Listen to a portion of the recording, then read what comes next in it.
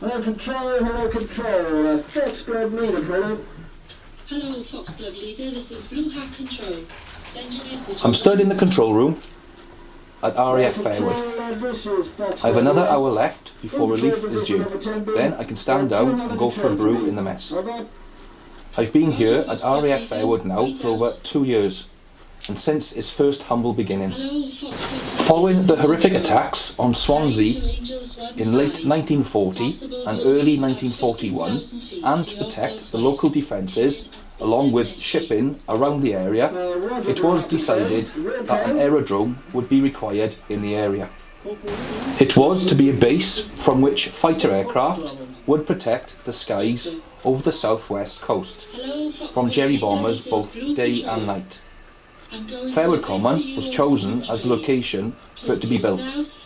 At that time, the common was being used by local farmers for grazing sheep and cattle. After much opposition from the farmers, the construction was hastily carried out. Bearing in mind, there's a war on, you know. Unfortunately, 2 Bronze Age barrows have been destroyed in the construction process.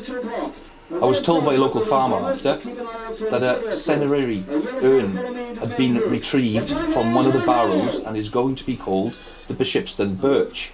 The construction of the aerodrome and the 3 runways has taken a year to complete. It has involved an extensive levelling and the draining of what was previously boggy common ground. 3 bellmen and 8 blister hangars have been originally built, with further improvements being made as the war has progressed. RAF Fairwood opened on June 15, 1941, nearly a year after the start of construction. As well as the aerodrome being built, there are various camps, or otherwise known as sites. These also include gun emplacements and area shelters around the location. Due to the proximity of the common, the sites which contain officers' quarters, sick quarters, operations blocks, communal area and tennis courts, as well as 2 sites for the WAFs, are spread around the area. These sites are covering the common itself, Black Hills Lane and Hen Park Lane. Even Fairwood Lodge has been requisitioned to be an officer's quarters. There are 13 sites in total. There are E-pens at the southernmost end of the aerodrome. These are earth embankments to protect the aircraft during air raids. On October the 25th, 1941, Fairwood Common became a sector station. From its opening, we have had several RAF squadrons operate from here. On June the 14th, 79 Squadron, equipped with Hurricane Mark II aircraft, arrived. On the 17th of June 1941, 600 Squadron arrived. This was a night fighter squadron equipped with Bristol Beaufighter Mark II aircraft. In late June 1941, when I arrived, another Hurricane-equipped day fighter 317 Squadron arrived. Then 504 Squadron arrived not long after, with the aerodrome coming under 10 Group RAF Fighter Command Sector Station. These squadrons, which are flying the Hawker Hurricane and Bristol Beaufighter aircraft, regularly patrol the skies both day and night, looking out for Jerry bombers. On the 23rd of January 1942, 615 Squadron, County of Surrey Squadron Auxiliary Air Force, arrived from RAF Angle. These are also equipped with Hurricane fighters. They operated here until the 17th of March, when the squadron was then moved on to Liverpool docks. In early 1942, 125 Squadron are stationed here. Initially, they were operating with Bolton Pole Defiant Nighter fighters, before switching to Beaufighters. In April 1942, the squadron successively battled against the German Baedeker night raids upon Bath. They were rewarded with bringing down Jerry aircraft as well as damaging another. The Baedeker raids were attacking targets of cultural and historical significance, rather than military ones. They have been named after the popular Jerry travel guide of the same name. On June the 23rd, 1942, Yes, sir. one of the Jerry's latest and prized fighter aircraft, a Fokker-Wulf FW-190, somehow mistakenly landed at RAF Pembrey by a pilot who, I was told, was disorientated after involvement in a dogfight with Spitfires over southwest England. Our commanding officer at Fairwood, Group Captain David Archley, drove to Pembrey to fetch the Jerry pilot to bring him back. Oberlant Armin Faber, I believe the Jerry's name is. During the journey back, the Jerry prisoner narrowly escaped being shot when the group captain accidentally squeezed the trigger of his service revolver when the car hit a bad pothole in the road. The discharged bullet hit the door just inches away from Armin Faber. The Jerry then spent the next 2 days as a very reluctant guest at Fairwood Common. Shortly later, the captured aircraft was flown into Fairwood itself. When it landed, what a sight. Even looking at it then, it was putting our now Typhoons to shame. I bet the War Department have made use of the technology gleaned from this aircraft. After 2 days guarding the Jerry in the officers' mess and quarters, I, along with a corporal, then escorted Faber to Swansea High Street Station, where he was then moved to London for further interrogation. On June the 27th, 1942, we had another success when one of the 125 Squadron's Viewfighter 11Fs shot down a Junkers Ju-88 off the Pembrokeshire coast. On the night of February the 16th to the 17th, 1943, Swansea had to endure a particularly heavy raid, but thankfully it has so far to date been the last air raid in Swansea. I was on duty at the time of this raid. During the attack, we came under attack ourselves from Jerry bombers. The aircraft dropped a number of bombs on the aerodrome itself.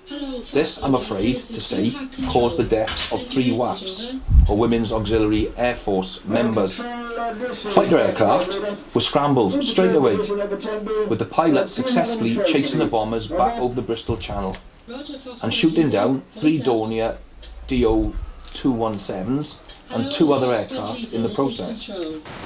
I hear that another Dornier 217, work number 5428 of the Staffel Squadron, Camp Schmieder 2 bomb group based at Eindhoven, was chased and intercepted by a viewfighter from 125 Squadron. The Dornier had found its way over Swansea and had dropped its load on the town at around 2200 hours, or 10 o'clock at night. Both Flight Lieutenant Bill Jameson and Pilot Officer Harold Newton, in their combat reports, claimed to have shot down at the Dornier into the sea. I was told that during the combat, the Dornier's port engine was set on fire, and at 22:25 hours, it crashed into flames into the sea just off Portainen with no survivors. I went down to Portainen the following day. I spoke to local villagers. There were many eyewitnesses on the ground that night, recalling seeing the crippled Dornier heading out to sea over the Gower Peninsula with one of its engines ablaze.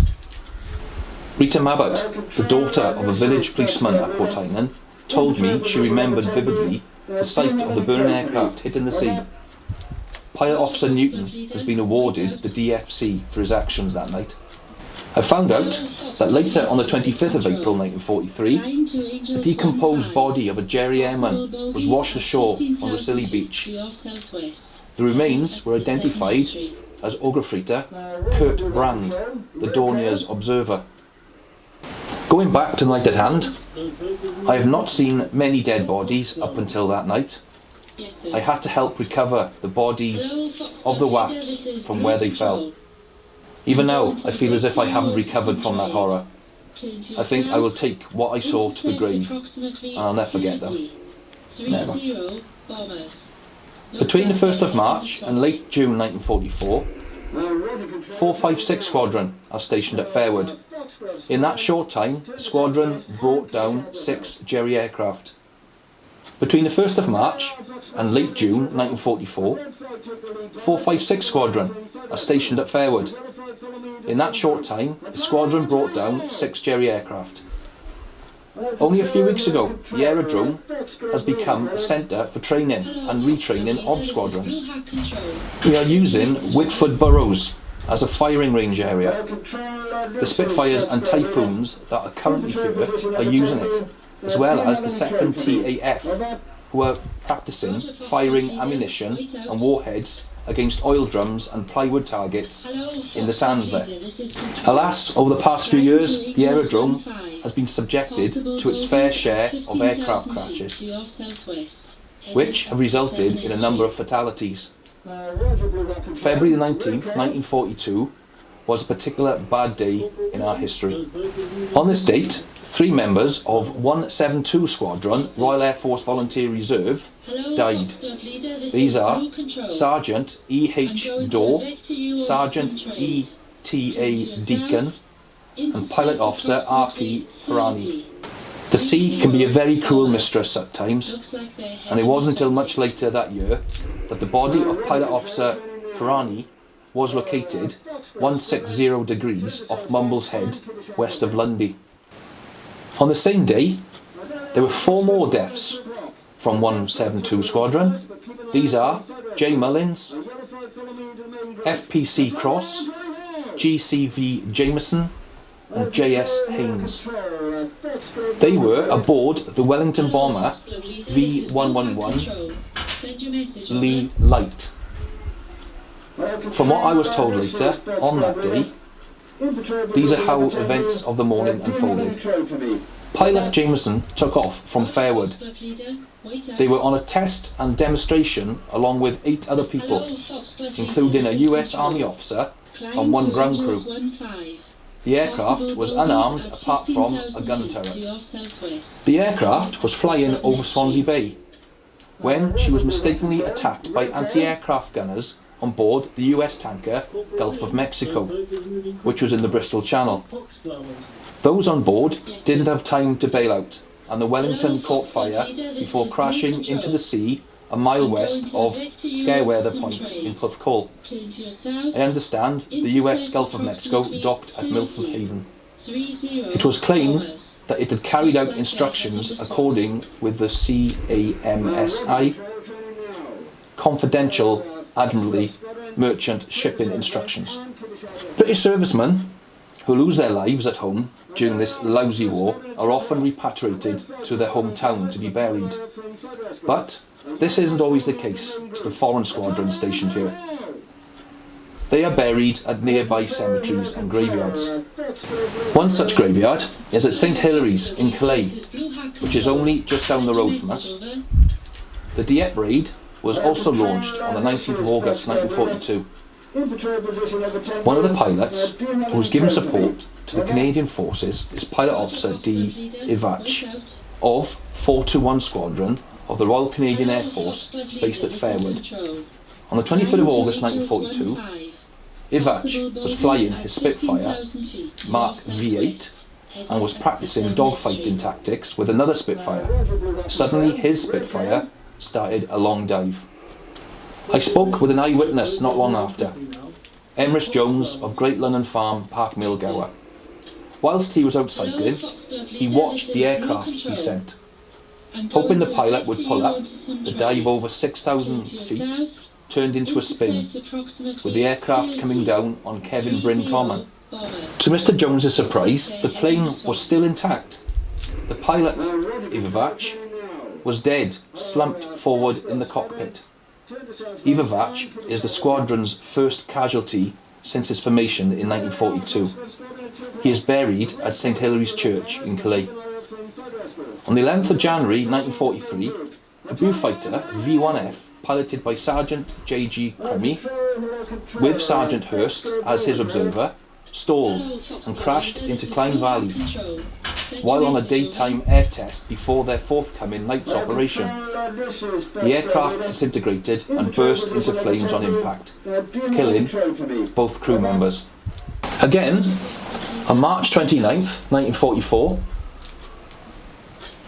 a 15th Air Force B-24D Liberator, based in Italy, was on a hush-hush mission to St Morgan in Cornwall to pick up some radar equipment, when it was diverted to Fairwood because of bad weather.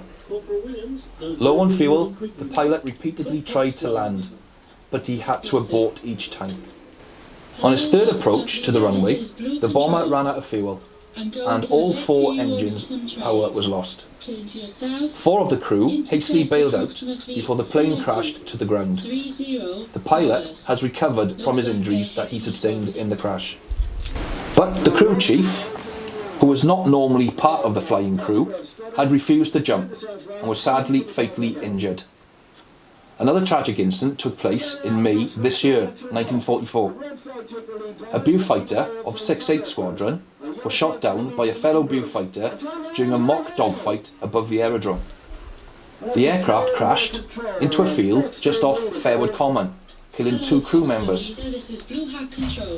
Only a few weeks ago, August 1944, a Wellington bomber crashed upon landing with an engine on fire. It finally came to rest amongst the woods at the end of the runway.